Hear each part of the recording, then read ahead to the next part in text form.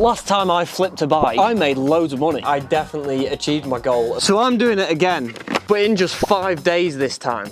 The goal? To buy a dirt cheap bike, fix some simple issues, and make £750 to pay for my full motorbike licence. No more 125cc limit, no more L plates. Freedom. But this bike was going to give me my hardest challenge yet.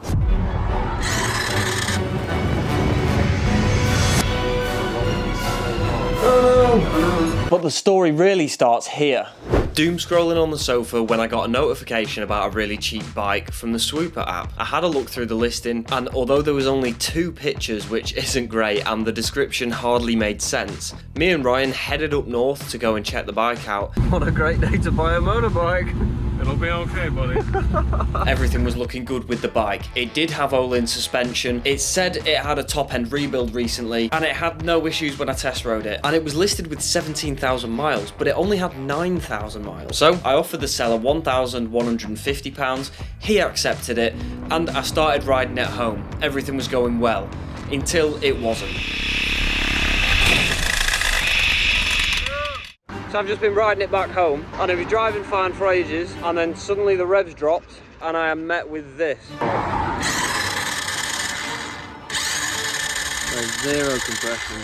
Now I don't know exactly what's happened, but it sounds to me like it's got no compression, so I think the engine might have blown up. I'm about 30 minutes away from home, and now I've got to figure out how to get this thing back home so that I can have a look at the engine. And whilst I must have contacted about 20 recovery trucks to come and pick the bike up, none of them turned up, so we were on our own with no way of getting this bike back home. But we were not going to give up. So Tom went and got a tow rope, and we rigged up the sketchiest towing mechanism I could dream of. And I was genuinely worried for my own safety and the poor bike. But after a few minutes we got the hang of it, and to be fair, Rodney did a great job of driving.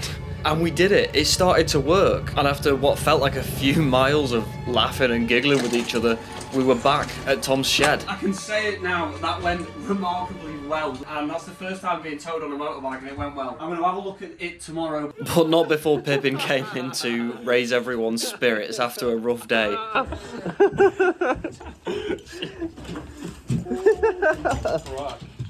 Hello! Right, so the next day I got a bit more energy, and to sell this bike for profit, I'm going to have to get it running. I'm going to have to find out what failed on the engine and what I need to fix. But first, I want to explain to you guys how I found this deal and how I found my other good deals. And that's from a tool that I've found called SWOOPA. And it's an app that basically scours Facebook Marketplace, eBay, Gumtree, Vinted for any new items that fit your search criteria. So for me to find this bike, I did a search for motorbikes, and then I selected all the good, reputable Japanese brands like Honda, Toyota, BMW, so that I know I'm going to get a bike that holds its value. And the next thing I did is I kept the age of the vehicle, the model, the make, the mileage, I kept them all vague. And then I put my max price on 1,500 and my lowest price on 500. That's how I managed to find this really underpriced motorbike and managed to be the first person to go and see it. Because one of the most important thing about flipping anything is getting to the good deals early, because everyone's trying to get them. I mean, look at this. I saw this phone for cheap that I wanted to buy. It literally said just listed now. I messaged them if I could grab it, and they said it's already sold. But in this app, it's also got an AI bot which evaluates every single listing and tells you whether it's a good deal or a bad deal. And if you just want to see the good deals, then you can do the AI picker mode, which only shows you the listings which AI think you'll make a lot of money from. And also it shows competition. So if you find a car or a bike that you might want to buy, you can scroll down to the bottom and it shows similar ones in the local area to give you an idea on pricing. So stop doom scrolling and start making extra cash by flipping stuff. You've got no excuse. This app does cost some money, but you can sign up for a free trial using the link in the description, and I promise if you do pay for it, once you've used it, you'll know you'll make that money back easily. And back to my bargain bike. So I wasted no time in emptying the oil, and straight away on the magnetic sump plug, I found it was covered in metal shrapnel. Well, that definitely looks like catastrophic engine failure. And I've got no idea what I'm gonna do, but my best bet is to keep stripping the bike down and try and figure out what happened. But quickly, I started seeing signs of why this bike might have had a shorter life than it should have done. Well, that wasn't tight at all. because I'm starting to think if the same person that didn't tighten down this inlet manifold rebuilt the top end of the engine, it might not have been a very good rebuild. But with the airbox off and battery disconnected, I could take off the injector, then take off the whole throttle body and strap that up to the frame so it's out of the way. And just like that. That is mad. It's literally been, what, 7 minutes of work, and yeah, the engine is like nearly ready to come out. That is mental. It's a lot easier than working on Toyota GT86, I'll tell you that. We've got the throttle body off. So if we take this off, and whatever this wire is, then, oh, and the exhaust, we need to get the exhaust off, and then this whole thing will just slide out on the dowel. And I started with removing the exhaust, which is really weird, nothing like a car. You've got this spring which holds these two bits of exhaust together, and the spring just connects to each side and squishes it together. No bolts, no flanges, pretty insane. And then for this mounting bolt, I gave it a good hit with a hammer to try and free it off, because exhaust bolts and nuts are almost always seized. But luckily, this one came out actually fairly easy. And then it's just a case of, again, hitting these two bolts on the exhaust manifold and then working those tight and loose, and they came out without snapping, thank God. So now with that exhaust out of the way, the only thing that's stopping this head from coming off the engine is the chain, and that's because it connects the camshaft with the crankshaft in the bottom of the engine. We need to remove this little cover on the side to reveal the cam sprocket, and that's when we noticed more problems with this engine. There is something up there that shouldn't be there. Oh. What is that? I don't know. It's a problem. Oh my God.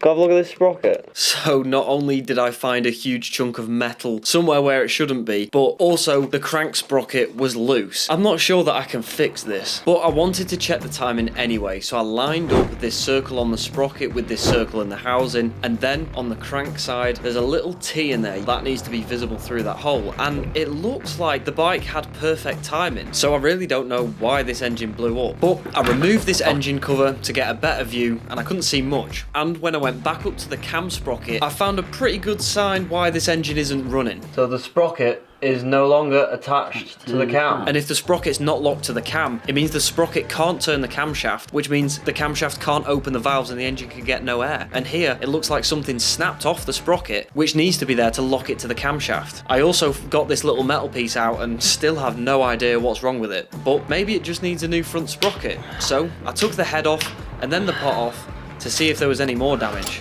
And believe it or not, this showed more bad news. Ooh, the valve's definitely had a twat though. Now I thought because the camshaft wasn't turning, the piston would be fine, but here you can see an indent of where the valve has hit it. So the timing has gone wrong at some point, and that's just the start of the issues. Because once we took the engine cover on the other side off, we saw the oil screen channel was absolutely full of bits of old gasket. Oh my God. Looks like bits of silicone, and most importantly, loads of bits of shiny metal. Sparkles. And to make this even worse, I saw the con rod has been so hot that it started to turn blue and change colour, and there was also two massive chunks of metal right below the crank. So I've no idea where they came from, but I think it's probably time for a new engine, and God knows how much of the profit that's going to take up. What on earth is that? Well, the answer to that is £500, because I found this engine on eBay. It seemed a reasonable price and the seller seemed honest. It only had 14,000 miles, which is similar to what the bike had. So I went and picked it up, and I wanted to waste no time throwing this engine in and getting my money back out of this bike. But the first thing to do is move the back wheel forward so it loosens the chain and I can get it off. And then I found out something really worrying. Jesus, who built this thing? The front sprocket bolts weren't even hand tight. Now, I know that they said the top end was done, but I'm starting to think that's why this engine failed, because almost every bolt we come across is loose. So it's a good job we're replacing this engine, in my opinion, because it was just a ticking time bomb. But after disconnecting this gear linkage from the engine, all I had to do next was disconnect all the wires, and after I'd done that, there was 3 bolts to pull this entire engine out. We've got the full weight. And down out, down out, down out, and Easiest engine removal of the world. So I guess the new one goes back in now, and it's all one piece, so it should be running in like 30 minutes. Maybe. So, after making sure I connected all the electrical connections and wires that I could before we fitted it in to make sure they didn't get tangled up, we fitted those 3 bolts back in, and whilst I worked on one side and told you that 86% of you aren't subscribed, so please consider subscribing, it really helps me out. And then Tom worked on his side, and before you know it, the engine was in. But before running this bike, I wanted to make sure that it was going to be safe, so I did a full service, including replacing the air filter and then refitting the housing. Then I refitted the exhaust, but unfortunately I didn't have a new gasket, so that might need changing. And then I adjusted the chain tightness with these bolts at the back of the wheel, made sure that looked fine, and then it was just time to get the fairings on, fill it with oil, and get it off jack stands. Pretty good. And with the battery now reconnected, there's nothing else left to do other than see if she runs and we've got a sellable bike again. Sounds like it's priming. Have lights. Neutral. I am There terrified. she go. I don't want to do it. I actually don't want to do it. I'm scared.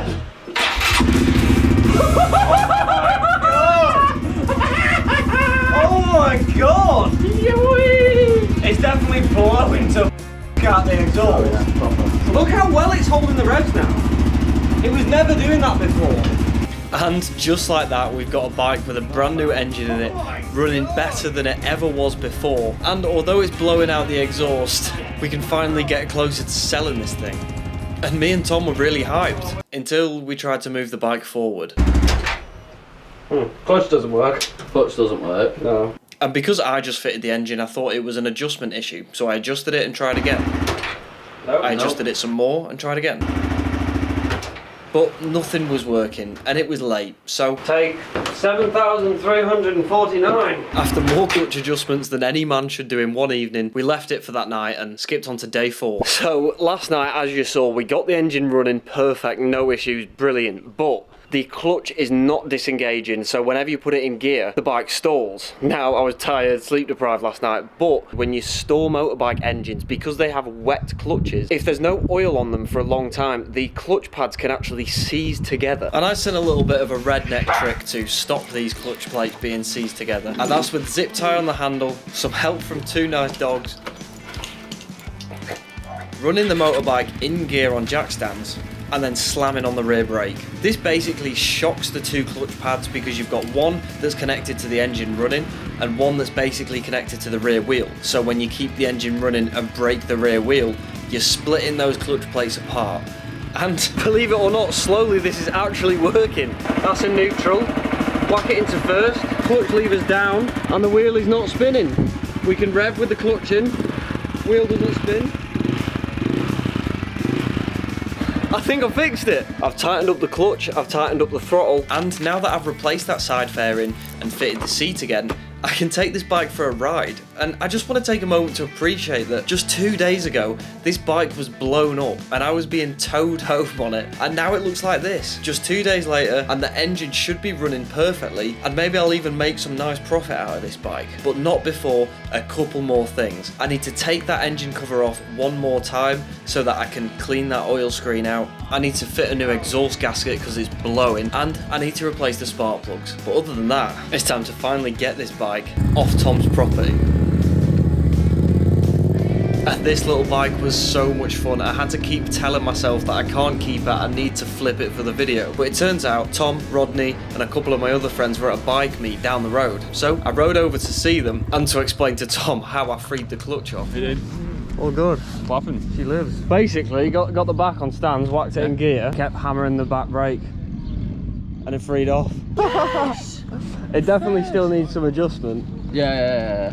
So after a quick trip to the pub and a catch-up, I started riding it home. But it didn't take long for me to realise I forgot to tighten probably the most important bolt I undid. Only the bolt that holds your back wheel on, but it wasn't even slightly loose, it was completely hand tight. Anyway, I'm just glad that I remembered that before something went wrong. And with that torqued up, it was riding brilliantly. On to day 5. Right then, luckily I did get the bike home, but there is a few more issues I've noted. The throttle is sticking. I'm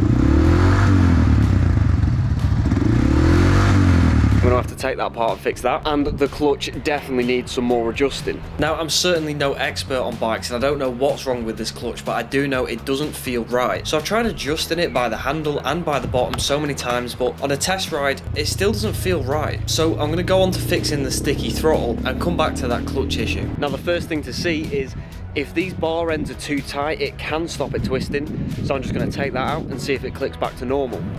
Now, it's still not springing back to where it should be, so I'm gonna have to take the whole throttle assembly off, which sounds complicated, but I don't think it's that tricky. Just 2 screws to undo and then it slides off.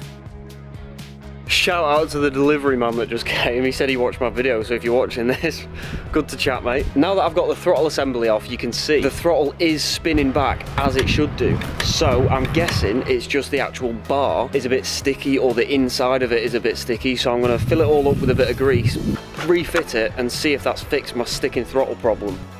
Nah, still sticking. But I've actually found when I turn the bars to the left, it clicks back as it should. When I turn them to the right, it doesn't click back. Which sounds really weird, but it does show me that it's nothing to do with the handlebar side of things. I think it's to do with where the cables are routed and they're probably bent or cracked somewhere. So I fit everything on the handlebars back as it should be, removed this fairing again, and then started turning the handlebars and seeing where it gets tight. But I still couldn't really see anything getting tight anywhere. So I'm completely lost as to why this throttle is sticking. But I decided to take apart the butterfly valve on the throttle body and just try adjusting those and see if that helped. And I have finally found out what the issue was. The throttle cables were actually just too tight. So when I turned the handlebars, it was actually trying to open up the throttle valve. So with those cracked off just a little bit, success. After all that adjustment, I think it's time to do this another service, and then it'll be time to clean it and sell it and see how much profit we can make. At least that's what I thought until I took it for a test ride to test this throttle, and there was no damper at all. All of the oil had leaked out, making it basically a pogo stick on wheels. Now, luckily, this was an easy fix and a pretty cheap one at £35 for a second-hand damper off eBay, but that's still money off the profit. And this was an Öhlins rear suspension setup, which go for about £500, so it was a really good selling point that's now gone.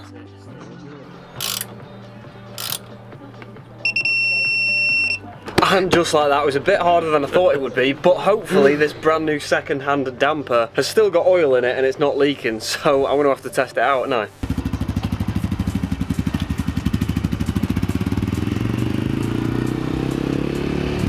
It's a lot softer than the last one. Okay. And with that done, I could finally ride the bike with my friends properly without a sticking throttle or the clutch being in the wrong place. However, now that I did that, I started to realise this new engine came with a clutch that wasn't really perfect. The clutch is slipping when changing gear, so I'm going to take the old clutch out of the old blown up engine and put it in the new engine. And now this isn't too much of a faff because I have to take this side engine cover off anyway so that I can clear out the oil screen and make sure it's well serviced for the new owner. Now, to get this oil splasher thing off, you need a special socket, but Tom very kindly made one out of one of his old sockets, which worked perfectly fine. I was really impressed with that. Cheers, Tom. What a curious little being. Oh.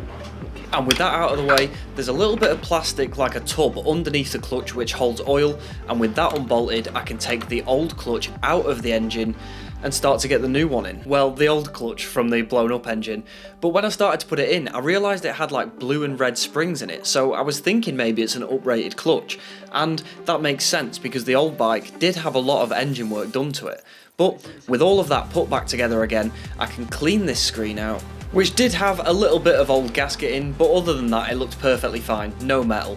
And then all I needed to do was clean off the old gasket from the engine cover, replace the gasket, bolt that on, replace the washer on the sump plug, torque that to spec, fill it with oil for the second time, and remove the remnants of the old exhaust gasket, clean up the port, and then replace that gasket with a brand new OEM Honda one to stop this exhaust leaking anymore. And it's worth saying, whenever you're tightening something to compress something else, you need to tighten it equally on each side so it compresses the gasket evenly. And with that new clutch fitted, we needed to test ride it to make sure it was working fine, and I didn't have to ask Tom twice if he wanted to go.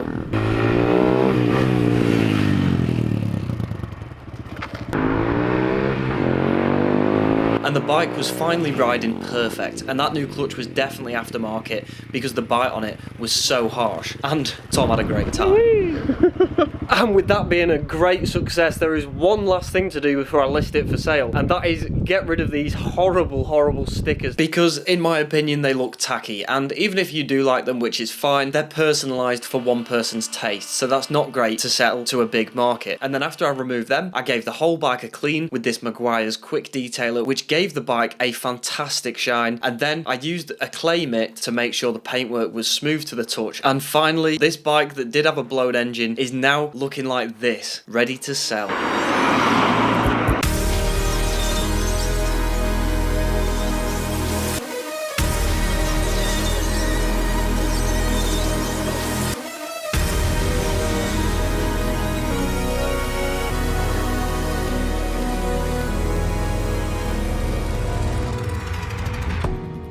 And we did it all in 5 days, so I'm over the moon with that. I took some pictures, listed it up on Facebook Marketplace for £2,250, drawing attention to all the expensive modifications, and hoped I can make some profit even though the engine blew up. So it's time to wait.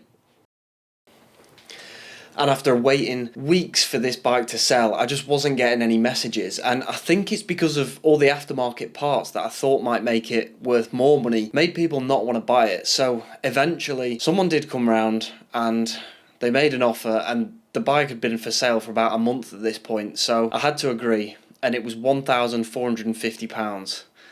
So we did lose £288, but I've got the whole old engine and a load of spare parts that came with the new engine to sell, so I'm hoping that maybe I can minimise my loss, but this is by far the worst flip I've ever done, so don't buy modified bikes, I guess. I hope you enjoyed the video. Please consider subscribing. Don't forget to click the link in the description for a free trial of SWOOPA so you can find better bargains than me, and click this video for a flip where I actually make some money. That better have been good.